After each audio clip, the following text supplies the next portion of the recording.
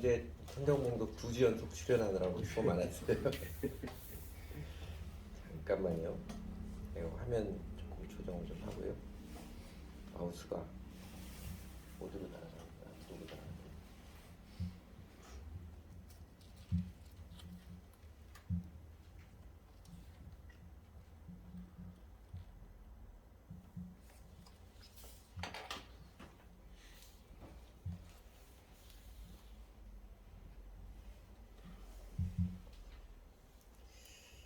이제 오늘 창세기 37장인데 37장 그 요셉의 이야기가 시작되는데 주목을 끄는 거는 이 절에서 야곱의 역사는 이러하다 이렇게 소개하는 게 흥미롭지요.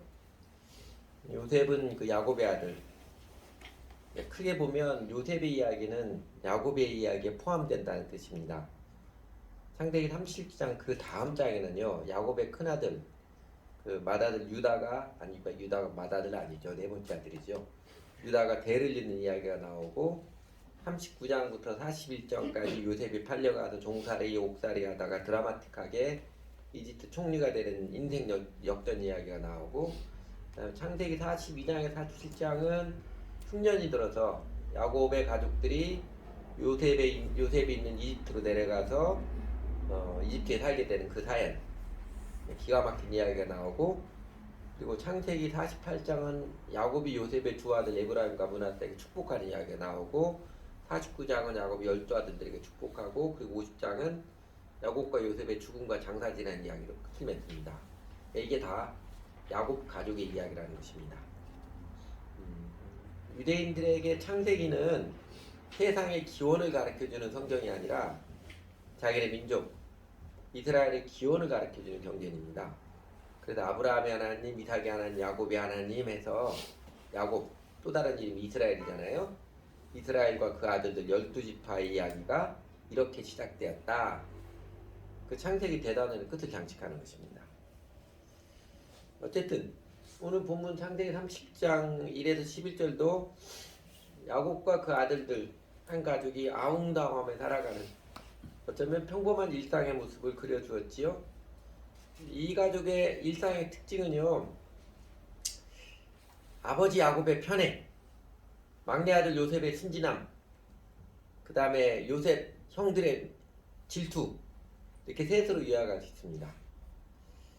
그러니까 요셉부터 보면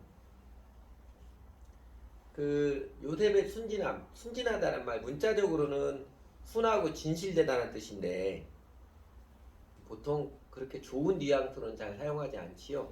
조금 부정적인 뉘앙스로 많이 사용하지요. 세상 물정이 어두워서 어수룩하다, 이런 뜻으로 많이 사용이 됩니다. 저희 그 형제들의 삼촌 중에 하나는 꿀떡 삼촌이 하나 있습니다. 그러니까 우리 형이 어렸을 때, 뭐 제 어릴 때 이야기는 하도 많이 했으니까 이건 형 이야기 하겠습니다.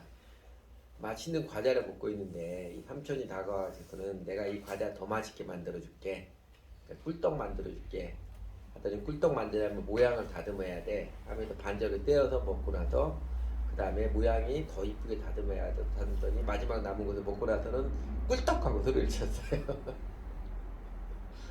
형이 내 과자 어디니, 꿀떡 어딨냐고, 조금 전에 꿀떡 했잖아 그러잖아요. 우리 어머니가 보고 그 이야기 들은 형이 울면서 어머니가 쫓아갔죠. 어머니가 왜 순진한 애를 울리고 그래? 그래가지고 우리 클 때까지, 청소년기 볼 때까지 그 삼촌 보고 맨날 꿀떡 삼촌이라고 그랬습니다. 얘가 순진한 거죠. 그 정도까지는 봐주는데, 사실 요셉은 지금 17살이라는데 17살에도 아직 순진한 거 보면은 조금 그렇지요. 그 요셉의 순진함은 이런 거죠.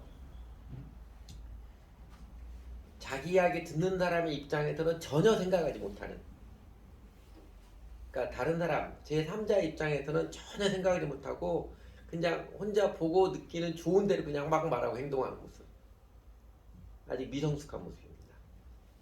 내가 이 이야기를 하면 상대방은 어떻게 생각할까, 이거 감이 전혀 없는 사람이에요. 그러니까 요셉 이전에 10명이나 되는 형제들이니까, 그 10명들이 엄마가 3명이었잖아요. 레아와 빌하와 실바 3명이었으니까 이들이 함께 양친을 하면서 얼마나 티격태격 많이 했겠습니까? 그렇게 자기들끼리 싸우면서 크고 하는데 갑자기 라헬로부터 아이가 하나 태어나고 아버지 야곱이 전례 없이 환장하고 요셉만 좋아하고 하니까 10명의 아들들에게는 요셉이 공공의 적이 되지 않았을까 싶습니다. 아마 요셉의 형들은 그 요셉 때문에 그동안에 서로 막 싸우다가 서로 이제 다툼이 적어지고 이제 똘똘 뭉치는 형제가 돈독해지지 않았을까, 10대1의 구도가 되지 않았을까 싶습니다. 그렇지 않아도 아버지 사랑은 다 싹쓸이해 가서 형들의 마음이 씁쓸했는데 고노모 새끼 요셉이 형들을 졸졸 따라다니면서 그 형들의 이야기를 축새처럼 아버지 야곱에게 시시콜콜 다 일러바치니까 형들 입장에서 얼마나 얄밉겠습니까? 콩알만한 놈 때려줄 수도 없고. 그리고 그 형들의 불난 마음에 기름을 부은 게 요셉이 자기 꿈 자랑한 것이지요. 그것도 2번이나요. 형들 보기에는 그렇지 않아도 미워 죽겠는데 이 콩알만한 새끼가 지가 왕이 되고 자기들은 그 앞에서 굴충거리고 절을 한다고 하니까 형들에게는 요셉이 아주 밉상 그 자체였을 것입니다. 그래서 사제를 보면 그에게 말 한마디도 다정스럽게 하는 법이 없었다.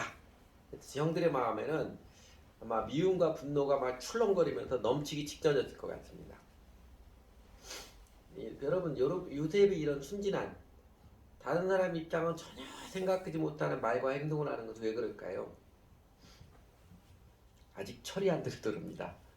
나이가 17살 되었지만 아직 철이 안 들어서 아직 어려서 그럽니다. 그리고 오늘 본문에 나타난 아버지 야곱의 특징적인 모습은 이제 편파적인 사랑이라고 할 수 있습니다. 뭐 결혼할 때부터 라헬을 제일 사랑한다는 것 다른 세 아내들 레아도 뭐 빌하도 실바도 다 알고 있었으니까 다른 아내들은 다 그런가 보다 하고 받아들이는데 아들들은 좀 입장이 다르잖아요. 더군다나 야곱이 요셉에게만 그 채색옷을 지어 입히는 노골적으로 편파적인 애정을 쏟아 부으니까 아마 요셉의 형들은 자기들끼리 그랬을 것 같아요. 우리는 다 다리 밑에서 주워온 새끼들인겨. 자존감이 매우 낮아졌을 것입니다.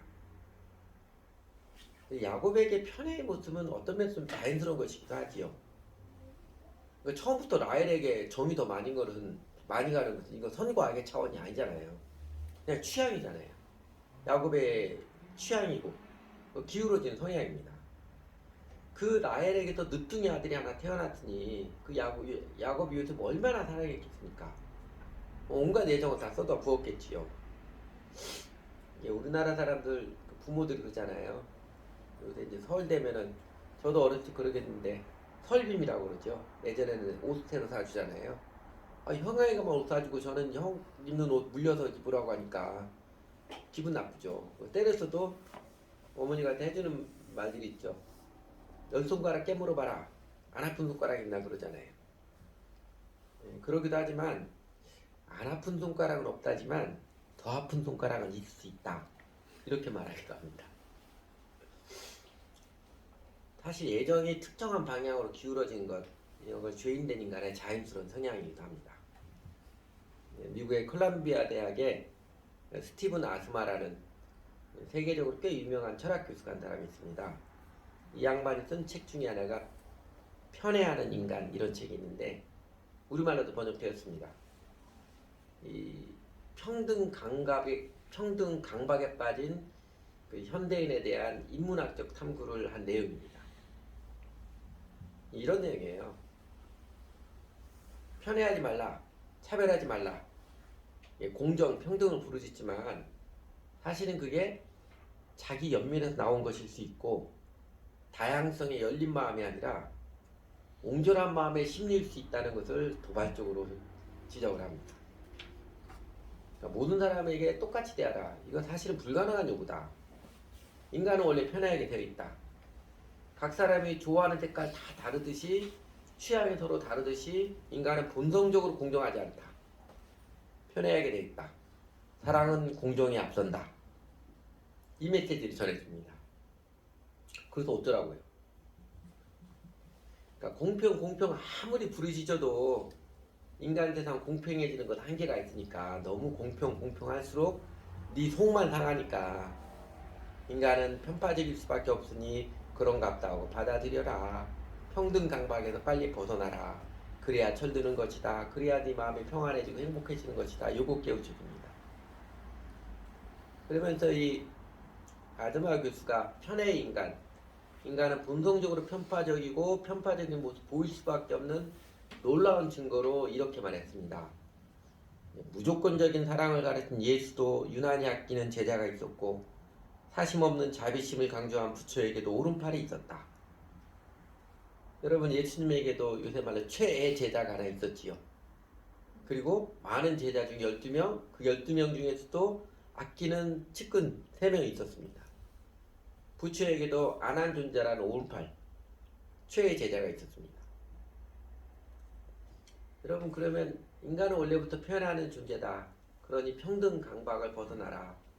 그래야 비교 질투에서 벗어나서 네 마음이 평안할 수 있다. 스티븐 아스마 교수의 메시지 여러분 일리 있게 받아들여지나요? 아니면 막 더 화가 나진 않나요? 뭐 그렇다고 모든 편파적인 행태를 두둔하고 싶은 마음은 없습니다. 이게 요셉에게만 채색옷을 지어 입히는 이렇게 티나게 노골적으로 표현하는 야곱의 모습을 제가 잘했다 표현하고 싶지도 않습니다. 근데 요셉의 철없는 순진함, 그 다음에 형들의 질투 모두 아직 어려서 나이에 관계없이 마음이 미성숙해서 그런 것 어린아이들의 특징입니다. 편애도 사실은 어린아이들의 특징이지요. 왜 어렸을 적에 이 분홍색 좋아하는 여자아이는 그 신발, 가방, 옷 온통 분홍색을 하면 다 하려고 하잖아요. 다른 색깔 조화를 이룬 것이 더 아름답다는 거 생각 못 하잖아요. 근데 왜 나이 들면 어린아이처럼 된다고 하잖아요. 그래서 왜 노인 유치원이라고 그러잖아요. 어르신들 낮에 주간보호센터 가는데. 그러면 정말로 저도 저희 아버지 어머니한테 몇 번 가봤더니요. 정말 유치원에서 하는 거 똑같이 해요. 프로그램이 유치원하고 너무 비슷해요. 아이 유치원에 나가는데 아버지 야곱도 이게 나이가 많이 들어서 그런지 야곱의 지나친 편애도 뭐 드러나는 어린아이 같은 태행적인 행동일 수도 있겠다 싶습니다. 사실 어렸을 적에는요. 나이가 어렸을 때는 요셉처럼 얄미운 축새, 철딱선이 없는 자랑질하고 형들처럼 요셉 형들처럼 이음이 북받쳐가지고 말 한마디도 다정하게 하지 않는 모습들, 자기 좋아하는 것만 하려고 하는 편에 일면 다 용납이 됩니다. 그죠? 애들에게 다 용납이 돼요. 애들은 싸우면서 큰다고 하듯이 그 미성숙한 모습으로 살다 보면 싸울 수밖에 없는 것이고 부딪히고 날리고 울고불고 난리칠 수밖에 없는 것이고 그리고 싸우고 부딪히고 깨지고 하면서 자랑질하면 왕따 당하는구나, 잘난 척하면 맞는구나, 몸으로 다 배우잖아요. 그러니까 유년기 청소년기 거치면서 하나님께서 우리 모두가 그런 어린아이를 벗어가도록 우리 모두 각 사람에게 사람 막대기와 인생 채찍 사용하셔서 때로는 억울하게 짝이 없는 환경을 사용하셔서 우리를 어린아이를 좀 벗게 합니다. 우리를 철들게 해주시는 보편적인 은혜라고 말합니다. 사실 요셉과 그 형들도요. 우리가 이제 그 다음 주부터 조금씩 좀 자세히 보겠지만 뭐 요셉 죽이려고 그러잖아요. 팔아버리고 싸우고 난리를 치면서 그렇게 연단을 받아서 요셉도 그 형들도 나중에는 어린아이들을 벗고 이제 성숙해가는 모습으로 뛰어가지요. 나중에 그러잖아요. 아버지 야곱이 그 요셉보다 더 나은 베냐민을 더 노골적으로 편애하는 것도 요셉 형들이 인정을 하잖아요. 그 아버지 배려를 해주잖아요. 그 베냐민에게는 요셉에게 하듯이 하지 않고 아버지처럼 보호하고 품어줄 줄도 알고, 그리고 자신들이 그 요셉에 대해서 미움에 푹 받쳐서 죽이도록 한 것이 잘못인 것도 인정하게 되고. 여러분 요셉도 그러죠? 훗날에는 자기 속감정 감추고 겉으로 태어난 지 이야기할 줄도 알고 그러잖아요. 어쨌든 그렇게 연단을 통해서 마음이 넓어지고 성숙해져서 야곱의 가족 결국은 해피엔딩으로 끝을 맺습니다. 그렇게 이제 나이 들어가면서 세월이 연달아 받아서 자연스럽게 어린아이들을 벗어가야 하는데, 문제는 나이는 많이 들었는데 아직도 철이 없는 어린아이들에 집착하고 있는 소위 성인아이라고 그러죠. 몸은 성인인데 마음은 어린아이인 성인아이가 의외로 많다는 것입니다. 몸은 청년이고 중년이고 장년인데 마음의 생각과 감정은 어린아이처럼 여전히 편애하고 상대방 입장 생각 전혀 못하는 이 철없는 순진함이고 미움과 질투심에 사로잡힌 영적 철부지들이 의외로 많다는 것입니다. 야곱도 완전히 다 벗지 못했던 것 같아요. 야곱이 노년에 바로 이집트 바로 임금 앞에서 그러잖아요. 내 나이 10주에 미치지 못하나 험악한 세월을 살았나이다 이렇게 고백하는 거 보면 아직도 자기 연민이 깊어요. 나는 왜 이렇게 생고생하고 살아왔는가 하고 살아오면서 영혼의 상처를 깊이 받아왔습니다. 그러니까 아직 다 소화 못하지 않았나 싶은 생각이 들기도 해요. 근데 인간의 이기적인 본성이죠. 어린아이 쉽게 벗어지지 않는 것이기에 대개의 사람들은 살아가면서 영혼이 개고생을 하면서 겨우겨우 터득하게 됩니다. 오죽하면 하나님께서 환난의 떡과 고생의 물로 우리를 연단시킨다고 그러고 사람 막대 인생 채찍으로 우리를 훈련시키신다고 그렇게 하셨겠어요. 그리고 사실은 인간의 이기적 본성, 어린아이를 벗어가는 게 쉽지 않지만 이걸 잘 벗어가도록, 그래서 우리가 아름답게 성숙하여 행복하게 살도록 하는 게 신앙이고 교육이죠. 이런 것들입니다. 편애, 사랑의 쏠림 현상이지요. 애정이 이기적 정으로 쏠려간 심리가 이제 편애입니다. 자기는 좋을지 모르지만 주변 이웃의 마음은 억울함에 미치게 할 수 있습니다. 사랑을 편애를 극복하는 길은 사랑을 억눌러서 되는 게 아니라, 사랑을 죽여도 되는 게 아니라 사랑의 기술이 필요합니다. 쌍둥이를 키우는 부모는 쌍둥이 자녀들에게 편애하지 않게 하려고 많은 신경을 쓴다고 하더라고요. 자칫하면 자기 아들들이 예서와 야곱 같은 꼴이 될 수도 있으니까요. 그런데 항상 모든 일에, 항상 모든 일에 두 아이 공평하게 똑같이 대할 수 있나요? 불가능합니다.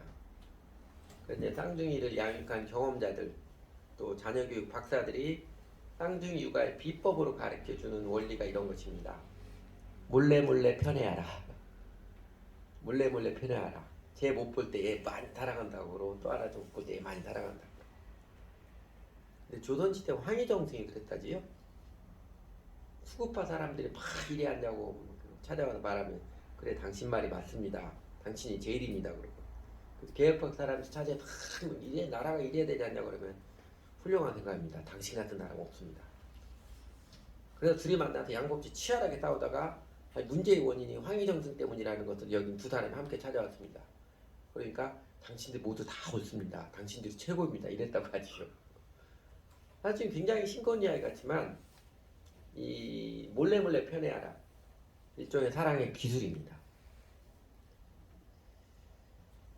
인간 사회의 절대 공평, 이 불가능한 것이기에 사랑의 기술이 필요합니다. 질투는 사랑의 왜곡이라고 하지요. 사랑이 왜곡된 거라고 하지. 질투는 사랑의 반대가 아니라 사랑이 변질된 것이라고 합니다. 셰익스피어가 그 오델로에서 말한 유명한 대사 있지요. 그 질투에 사로잡힌 마음은 독약으로 창자를 쥐어 뜯는 것 같다고 표현했듯이 질투심을 벗지 못하면 자신의 영혼이 파괴당합니다. 그러니까 내 사랑의 열정이 타인에 대한 미움, 증오, 폭력, 살인, 이런 공격적으로 왜곡되어 나타나는 게 질투라면요, 질투심에서 벗어나려면 뭐가 필요할 것 같아요? 다른 사람에 대한 이해와 함께 자신의 부족함, 자신의 어쨌든 결핍을 받아들이는 마음 넓힘이 필요합니다. 내가 모든 거 다 잘할 수 없다는 거 알잖아요. 내가 모든 사람이 내가 최고로 사랑을 받아야 되는데 이것도 아니잖아요. 그거를 받아들이는 마음 넓힘이 필요합니다. 그 시편 119편에 보면 32절에 다윗이 그런 기도하잖아요. 주께서 내 마음을 넓히시오면 내가 주의 계명의 길로 달려가리이다. 그 다윗에게도 우리도 소원을 품고 기도해야지. 하나님 제 마음을 넓혀주셔서 제가 사람들 모습에 시달리고 마음 없앳되지 않고 주님의 생명의 삶을 누리며 살아갈 수도 있도록 기도해야지요. 옹졸한 사람이 되지 않도록, 아집만 남은 틀딱 꼰대가 되지 않도록, 나이 들어가면서 여유도 있고 품위도 있는 멋진 인생이 되도록 말입니다. 순진함은 이거 무감각입니다. 사랑의 무감각이에요. 다른 사람이 상대방이 내 이야기를 듣고 어떤 기분일지 전혀 생각 못하고 그냥 자기 기분 좋은 것밖에 모르는, 이건 무감각입니다. 이 사람들에게는 이웃을 배려하고 이웃을 사랑하며 살아가는 게 인생의 진정한 행복임을 아는, 그게 인생의 진정한 행복이구나. 사랑의 각성이 필요합니다.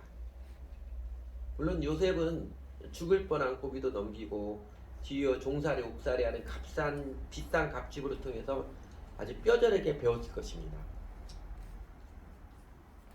아직도 많은 사람들이 그 이기심을 벗지 못해서 비싼 인생살이 수업료를 지불하고 있지만, 그러나 이 사랑의 각성을 하는데 꼭 그렇게 개고생에만 배우는 것은 아닙니다. 그 사랑의 각성에 은혜를 것, 다른 사람을 향하여서 마음 열고 사랑하며 살아가는 인생의 최고의 행복이구나. 그 각성의 은혜를 있는 것, 십자가를 지시기까지 사랑하신 예수님을 알아가는 게 최고이고 최선의 길입니다. 그러니까 마음의 좋은 깨달음, 사랑의 각성은 사실은 성령 하나님께서 베풀어 주시는 은혜의 선물이잖아요.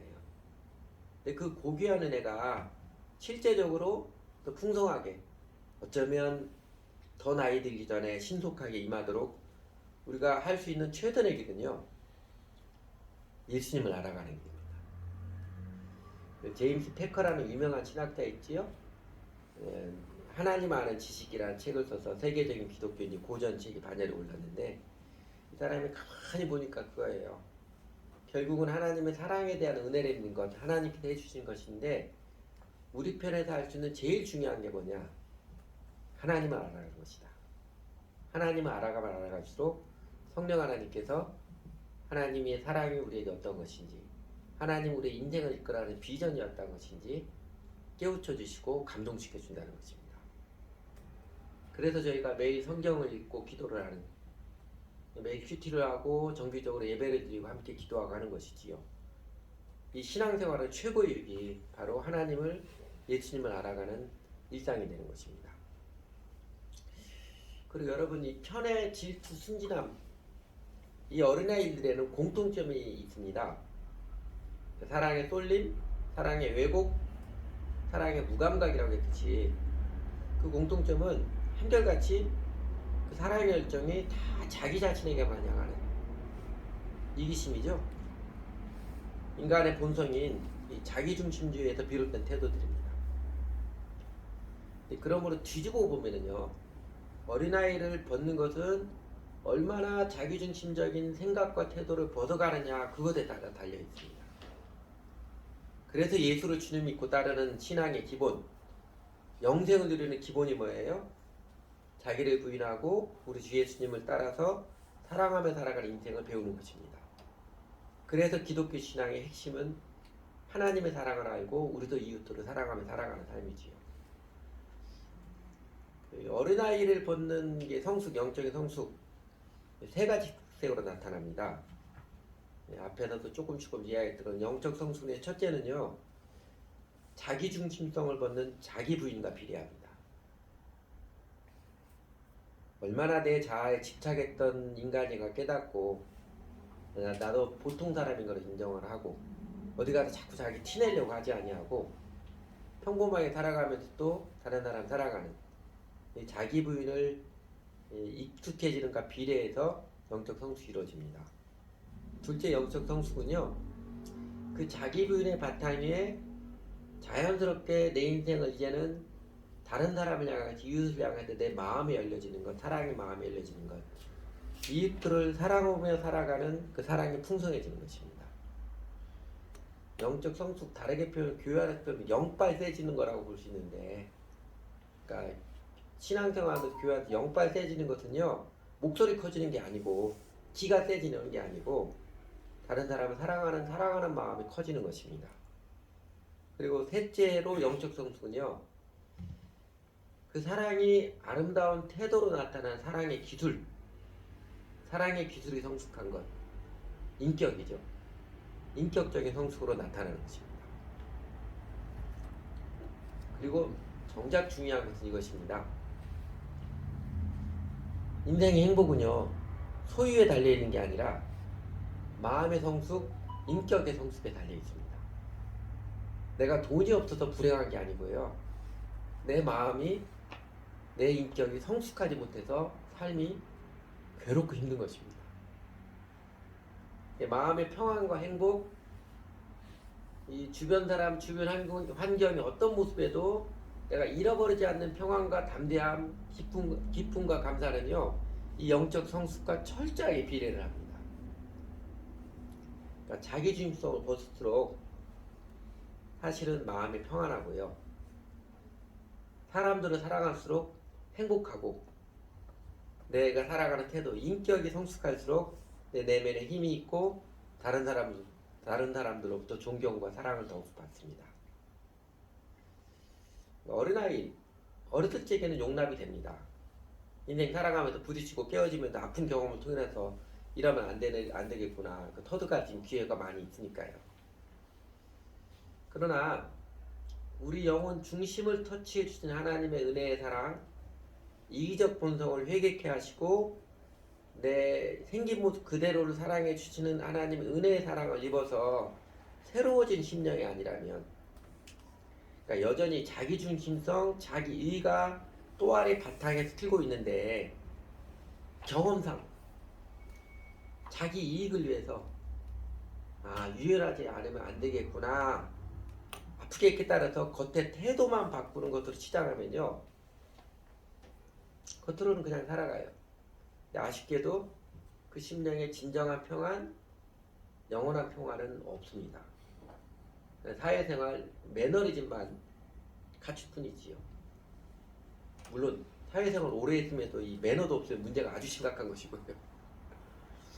그러니까 직장생활 생활하면서 어떻게든 직장생활 하다 보면은요, 어떻게든 편애, 질투, 순진함 이런 어린아이 같은 일들 못하게 되잖아요.